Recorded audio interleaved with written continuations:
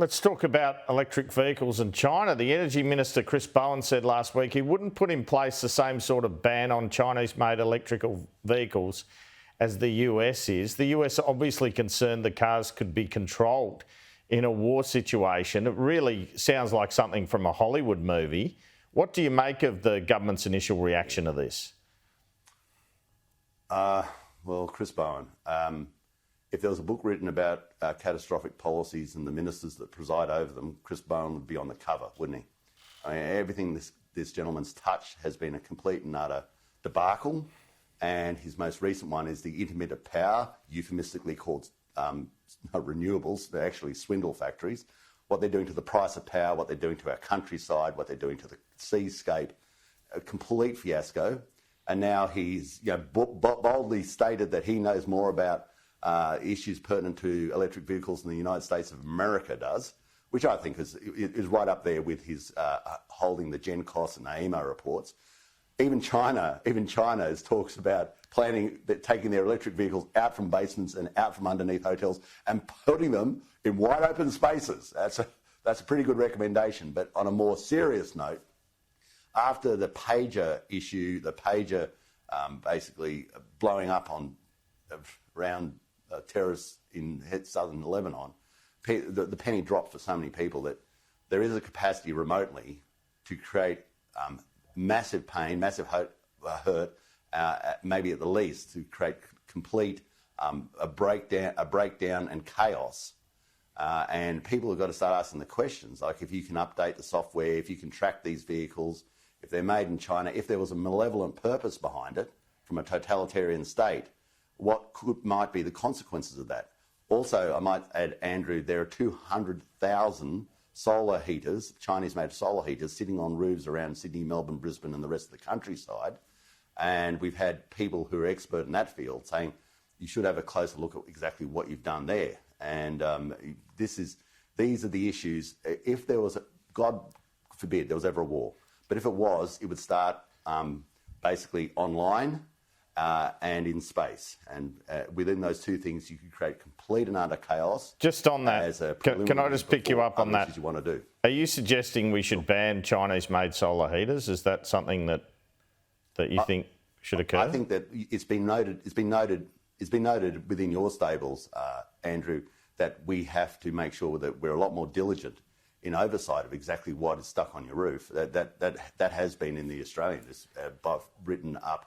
And of course, when you read it, you think, well, especially after the pager and the walkie-talkie issue with Hezbollah and what the Israelis were able to do, you think if the Israelis were able to do it, would another country with a malevolent purpose be able to do it to Australia? And just on that, during your time in government, did you ever hear about any sort of scenario like this with the pagers or the electric vehicles in security discussions? Were experts suggesting to you this sort of thing could occur?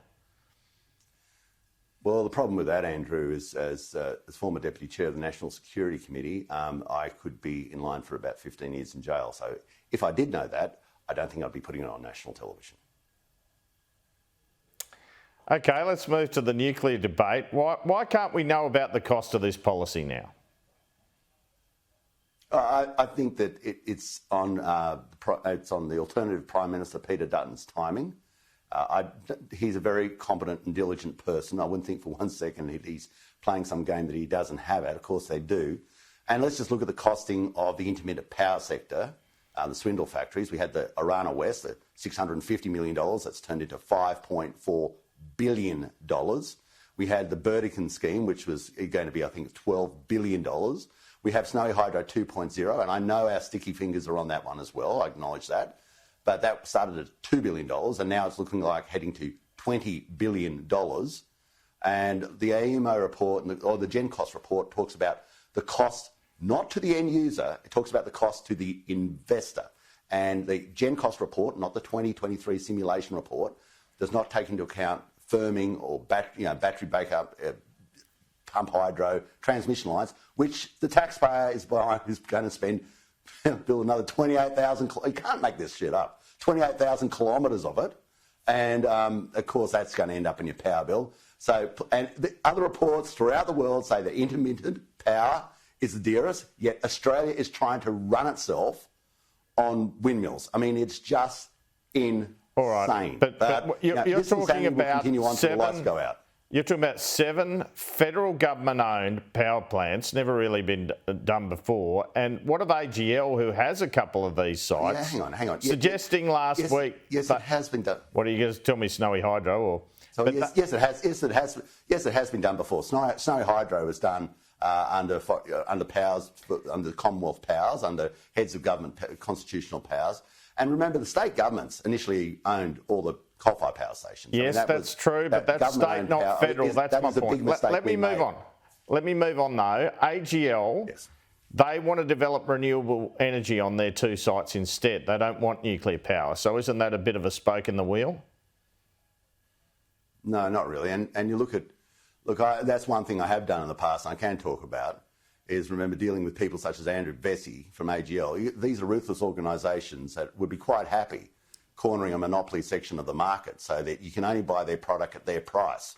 And their product is intermittent power, and you'll buy it at their price. If I was back as an accountant, Andrew, as a cost accountant, I'd be all for that. Here, let's create a monopoly. That's what we always try to do as accountants, because that's how we make a bucket load of money out of you. Now, I believe that one of the big mistakes the coalition at a state level made in the past was the sale in New South Wales of their power infrastructure. I make no qualms about that. We are now looking after Eraring, I think $250 million. They sold it for 50. So you can see where this debacle ends up.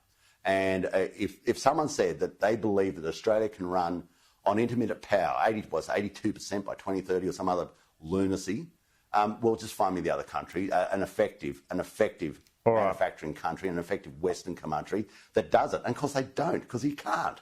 I'm nearly out of time here. I just want to ask a couple more questions. Your leader flagged a possible beer excise reduction policy, and the Liberals then said it wasn't coalition policy. Is there a bit of tension here? What do you think about reducing beer tax?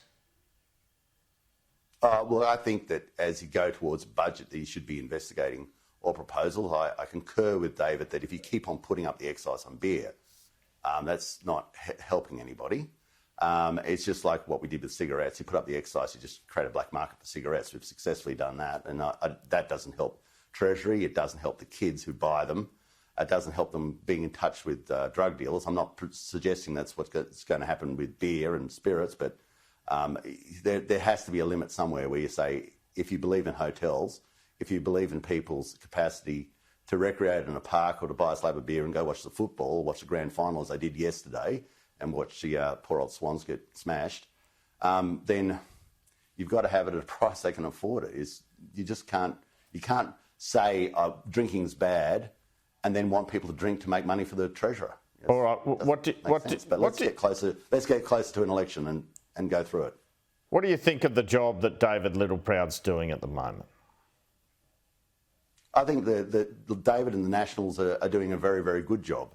And I look at the role that David's doing, and I look at what we're doing, and also expanding that. If we look at the role of Senator Jacinta Napier-Price and the Voice, incredible. It's changed Australia.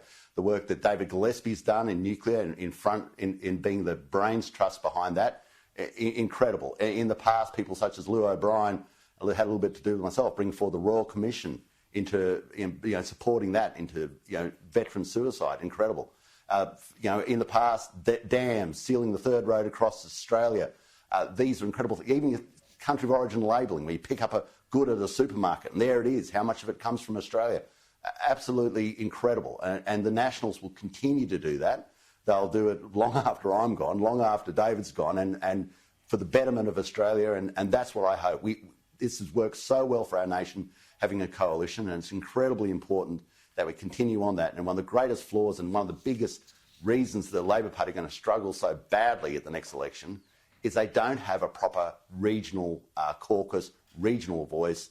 And if they did, they wouldn't be going on this sort of massive jolly about intermittent power.